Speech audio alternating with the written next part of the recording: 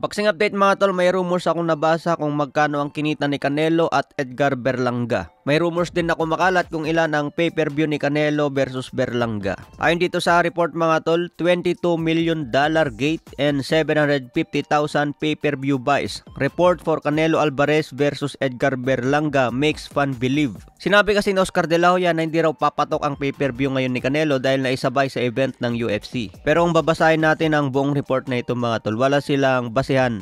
Ito kasi ang kumakalat sa dating Twitter na X na ngayon, 750 pay-per-view buys. Kaya antayin natin yung official na pay-per-view buys ni Canelo. Mahirap kasi kung rumors lang yan mga tol. Pwedeng magkatotoo, pwedeng hindi.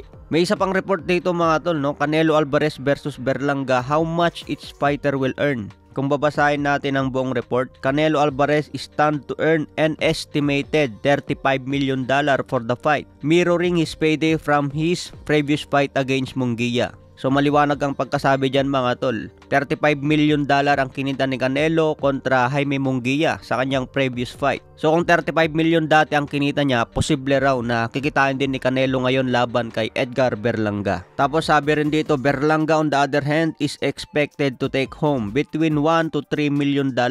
So ito na raw ang pinakamalaking kinita ni Edgar Berlanga, $1 million to $3 million.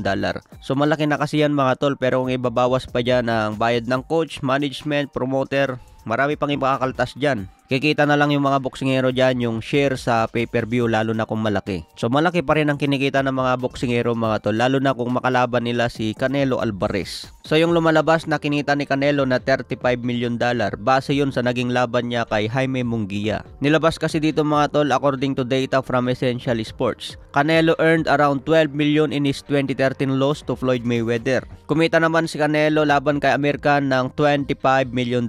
So mas lumaki. Kumita rin si Canelo ng $40 million kontra Caleb Plant. Yung huling laban ni Canelo kay Jaime Munguia kumita ng $35 million.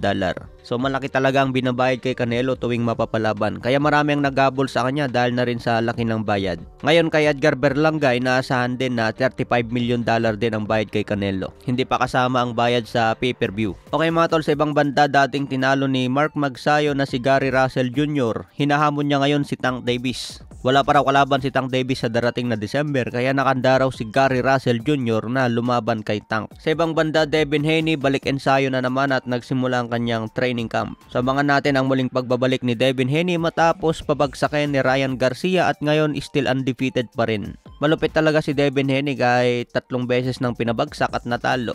Nagawan pa rin ng paraan para maging undefeated champion. Sa ngayon, si Ryan Garcia suspendido ng 1 taon na at muling magbabalik sa April. Siyempre ngayong October 13 mga tol, huwag kalimutan ang laban ni Cuadro Alas Casimero kontra Saul Sanchez.